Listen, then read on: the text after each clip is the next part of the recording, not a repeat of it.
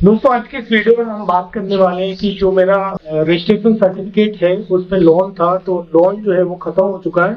मैं सारी जो इंस्टॉलमेंट होती है सारी पे कर चुका हूँ, तो मुझे हाइपोथेकेशन टर्मिनेशन की प्रोसेस के बारे में जानना है। तो सबसे पहले हम डॉक्यूमेंट की बात करेंगे। तो सबसे पहले आपको एक एनओसी की जरूरत होती है। जिस भी बैंक से आपने फाइनेंस कराई थी आपकी गाड़ी, वो चाहे 4 व्हीलर हो या 2 व्हीलर, उसके लिए आपको वहां से 2 35 नंबर फॉर्म मिलेंगे, एक एनओसी मिलेगी। आप इसी के साथ आप अपनी ओरिजिनल आरसी इसी के साथ लगाएंगे, आपका पॉल्यूशन सर्टिफिकेट लगेगा और बीमा की एक कॉपी इसी के साथ लगाना होती है। ये सारे डॉक्यूमेंट लेकर आपको आरटीओ में विजिट करना होता है। और जब भी आप आरटीओ में विजिट करते हैं तो सबसे पहले आपके मेल जो होती है वो वेरीफाई होती है। मेल आपकी फाइनेंशियल कंपनी द्वारा भेजा जाता है और एक हार्ड कॉपी 35 नंबर और एनओसी, ये आपको एक हार्ड कॉपी दी जाती है। जो आप हार्ड कॉपी लेकर साथ में जाते हैं तो सबसे पहले आपके जो आरटीओ में डीबी होता है वो मेल वेरीफाई करता है, जो फाइनेंस कंपनी द्वारा भेजा हुआ होता है। उसके बाद जो आपका ये जो सारे डॉक्यूमेंट होते हैं वो जाकर आप जमा करना होते हैं। मेल वेरीफाई हो जाने के बाद आपको ऑनलाइन एक फी काटना होती है। उसके बाद ये आदेश पे चली जाती है। आरटीओ उस पे आदेश करता है कि इस गाड़ी का सारा फाइनेंस चुकता हो चुका है, तो इस पे से लोन को हटा दिया जाए। अब इसकी ऑनलाइन प्रोसेस कैसे क्या होती है वो आगे मैं आपके साथ डिस्कस कर लेता हूँ। तो सबसे पहले किसी भी ब्राउजर को ओपन कर लेंगे। कोई भी ब्राउजर ओपन हो जाने के बाद मुझे यहाँ पर लिखना है परिवहन.gov.in। मैं परिवहन.gov.in लिखकर जैसे इस पर क्लिक करता हूँ तो मैं परिवहन सेवा की ऑफिशियल वेबसाइट पर आ जाता हूँ। कुछ इस टाइप का इंटरफेस आपको देखने को मिलेगा। यहाँ पर जो ऑप्शन दिया हुआ है ऑनलाइन सर्विसेज वाला, मैं इस पर क्लिक कर दूंगा तो एक बार ओपन हो जाएगी। इसमें एक पहला वाला जो ऑप्शन दिया हुआ है व्हीकल रिलेटेड सर्विसेज, मैं इस पे क्लिक कर दूंगा। मैं जैसे इस पे क्लिक करता हूँ तो मैं स्टेट सिलेक्शन वाले पेज पर आ जाता हूँ। यहाँ मुझे अपनी स्टेट को सिलेक्ट करना होता है। जैसे ही मैं अपने स्टेट को सिलेक्ट करता हूं तो मैं रिडायरेक्ट होकर वाहन सिटीजन सर्विस पोर्टल पर आ जाता हूं। कुछ इस टाइप का इंटरफेस आपको देखने को मिलेगा। आप यहाँ पर जो व्हीकल रजिस्ट्रेशन नंबर जो दिया है इस पर क्लिक कर दूंगा मैं। जैसे मैं इस पर क्लिक करता हूं तो यहाँ पर एक ऑप्शन स्टार्ट हो जाएगा। यहाँ मुझे अपनी गाड़ी संख्या को डालना होता है और गाड़ी संख्या डालने के बाद मैं यहाँ पर डिक्लेयर करने के लिए क्लिक कर दूंगा और उसके बाद मैं यहाँ पर प्रोसीड कर दूंगा। जैसे ही मैं प्रोसीड करता हूं तो मेरे सामने एक पॉपअप आ जाएगा। इसको मैं स्क्रॉल करके नीचे आ जाऊंगा। इस पॉपअप के अंदर वो सारी सेवाएं दी हुई होती हैं जिनके लिए मुझे आरटीओ विजिट नहीं करना होता। अब यहाँ पर हाइपोथेकेशन टर्मिनेशन में कर रहा हूँ और इसके लिए मुझे आरटीओ विजिट करना होगा या नहीं करना होगा ये डिपेंड करता है कि अगर आपकी प्राइवेट गाड़ी है तो आपको आरटीओ विजिट नहीं करना होगा। लेकिन अगर आपकी कमर्शियल गाड़ी है तो कमर्शियल गाड़ी की कंडीशन में आपको हाइपोथेकेशन टर्मिनेशन के केस में भी आरटीओ विजिट करना होता है। इसके अंदर जो भी सर्विसेज दी होती है उन सारी सर्विसेज के लिए आपको आरटीओ विजिट नहीं करना होता है। तो मैं इसको स्क्रॉल करके नीचे आ जाऊंगा और प्रोसीड कर दूंगा। जैसे ही मैं प्रोसीड करता हूं तो मैं वाहन सिटीजन सर्विस पोर्टल के अंदर आ जाता हूं। अब मुझे हाइपोथेकेशन टर्मिनेशन की प्रोसेस को करना है तो मैं इसको स्क्रॉल करके नीचे आ जाऊंगा और यहाँ पर जो ऑप्शन दिया हुआ है हाइपोथेकेशन टर्मिनेशन, मैं इस पे क्लिक कर दूंगा। जैसे इस पे मैं क्लिक करता हूं तो मेरी गाड़ी संख्या ऊपर शो करने लग जाती है। अब मुझे चेसिस नंबर के लास्ट के 5 अंक यहाँ पर डालना होते हैं। अब मैं यहाँ पर वेरीफाइड डिटेल्स पर क्लिक कर दूंगा। जैसे मैं वेरीफाइड डिटेल्स पर क्लिक करता हूँ तो अब मेरे सामने ऑथेंटिकेशन वाला पेज ओपन हो जाता है। अब ऑथेंटिकेट मैं 2 टाइप से कर सकता हूँ। अगर मेरे रजिस्ट्रेशन नंबर में मोबाइल नंबर लगा हुआ है तो मैं मोबाइल ओटीपी के थ्रू यहाँ पर रजिस्ट्रेशन कर सकता हूँ। उसके बाद यूजिंग आधार से, अगर आपका मोबाइल नंबर आपकी आरसी में नहीं लगा है तो आप आधार ओटीपी के थ्रू भी इसको ऑथेंटिकेट कर सकते हैं। अब मेरा यहाँ पर मोबाइल नंबर लगा हुआ है तो मैं मोबाइल ओटीपी पे क्लिक कर दूंगा। अब मेरे मोबाइल नंबर के लास्ट के 4 अंक यहाँ पर शो करने लग जाते हैं और यहाँ पर मैं जनरेट ओटीपी पे क्लिक कर दूंगा। जैसे ही मैं जनरेट ओटीपी पर क्लिक करता हूं तो मेरे रजिस्टर्ड मोबाइल नंबर पे एक 4 अंकों की ओटीपी भेज दी जाती है। उस ओटीपी को मुझे यहाँ पर डालना होता है। वो ओटीपी डालने के बाद मैं यहाँ पर सबमिट कर दूंगा।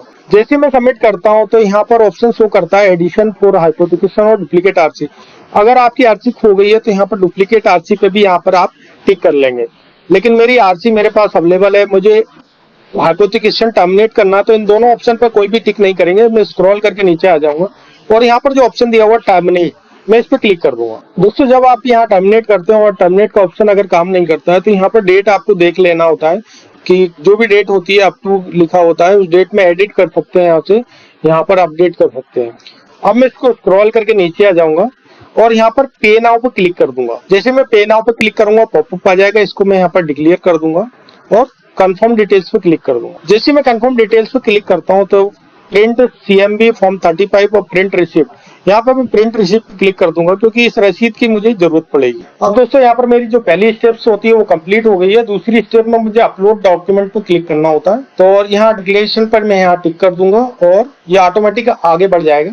अब मुझे यहाँ पर signed application form 35 with signature seal financier and share, तो मुझे only one document 35 number form को यहाँ पर अपलोड करना है।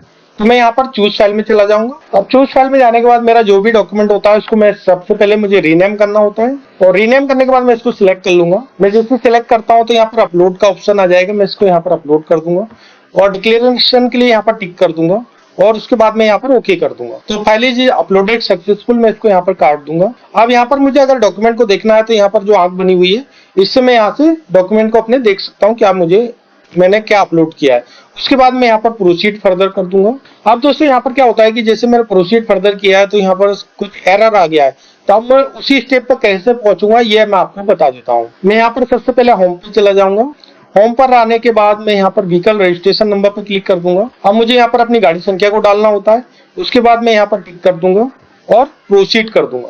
जैसे मैं प्रोसीड करूंगा फिर से पॉपअप आ जाएगा, इसको मैं यहाँ से फिर से प्रोसीड कर दूंगा। उसके बाद मैं स्टेटस पे चला जाऊंगा। उसके बाद रीप्रिंट रिसिप्ट पर क्लिक कर दूंगा। उसके बाद मैं फिर से रीप्रिंट रिसिप्ट पर क्लिक करूंगा। उसके बाद कुछ स्टेप का इंटरफेस आपके सामने शो करने लग जाएगा।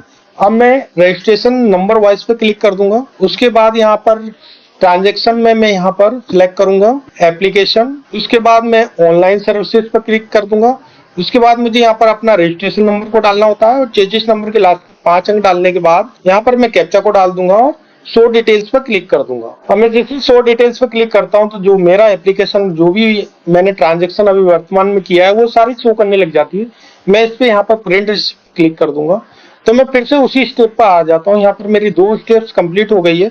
अब तीसरी स्टेप में मुझे फाइनल सबमिट यहाँ पर करना होता है, तो मैं यहाँ पर फाइनल सबमिट कर दूंगा। अब application is submitted successful, please take appointment now and visit RTO on schedule day. क्योंकि मेरे जो गाड़ी है, जो डॉक्यूमेंट है मेरे, वो वेरीफाई होंगे, तो वेरीफाई होने के लिए मुझे आरटीओ विजिट करना होता है। तो हाइपोथेकेशन की कंडीशन में मैक्सिमम केस में यहाँ पर फेसलेस शो करता है, लेकिन आरटीओ आपको विजिट करना होता है। तो मैं यहाँ पर होम कर दूंगा। अब मैं फिर से यहाँ पर आ जाऊंगा वन सिटीजन सर्विस पर।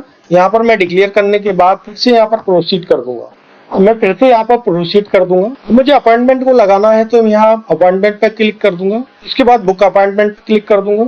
अब मुझे एप्लीकेशन नंबर को डालना होता है, जो एप्लीकेशन नंबर मेरा जनरेट हुआ है, जिसकी मैंने स्लिप निकाली है, और गेट यूजर डिटेल्स पर मैं क्लिक कर दूंगा। जैसे मैं गेट यूजर डिटेल्स पर क्लिक करता हूँ तो मेरी जो ऑनर डिटेल होती है वो ओपन हो जाएगी और यहाँ पर मैं सिलेक्ट अपॉइंटमेंट पर क्लिक कर दूंगा। जो भी डेट अवेलेबल होती है यहाँ पर वो ब्लू कलर से शो करती है, ये सारी अवेलेबल डेट्स होती है, और जो रेड कलर से शो करती है वो हॉलीडे होता है, और जो ऑलरेडी बुक होती है वो इस कलर से लाइट क्रीम कलर से शो करती है। तो जो भी डेट्स अवेलेबल होती है वो ब्लू कलर से शो करती है, उसमें से किसी भी डेट्स को मैं यहाँ पर सिलेक्ट कर लूंगा। अब उसके बाद शो स्लॉट डिटेल्स पर क्लिक कर दूंगा। तो यहाँ पर जो भी स्लॉट्स अवेलेबल होता है वो यहाँ पर शो करने लग जाता है, और स्लॉट को सिलेक्ट करने के बाद मैं यहाँ पर ऑप्शन पर जाकर क्लिक कर दूंगा। अब यहाँ पर क्लिक करने के बाद मेरी जो डेट होती है वो ऑलरेडी लग गई है। अब मुझे उस डेट में जाकर आरटीओ विजिट करना होता है। तो इस प्रकार ये टर्मिनेशन की सारी कंप्लीट प्रोसेस होती है। तो आज की इस वीडियो में हमने देखा कि हाइपोथेकेशन टर्मिनेशन की कंप्लीट प्रोसेस को कैसे क्या करना होता है। आरटीओ जब विजिट करते हैं तो उसमें हमें क्या क्या करना होता है आरटीओ के अंदर, और कहाँ कहाँ विजिट करना होता है, ये सारी प्रोसेस को मैंने स्टेप बाय स्टेप डिस्कस किया है। अगर मेरे बताने का तरीका अगर आपको अच्छा लगता है तो एक लाइक तो बनता है, और मेरे चैनल पर अगर पहली बार आए तो चैनल को सब्सक्राइब कर बेल नोटिफिकेशन को दबाना ना भूलें। Thank you so much.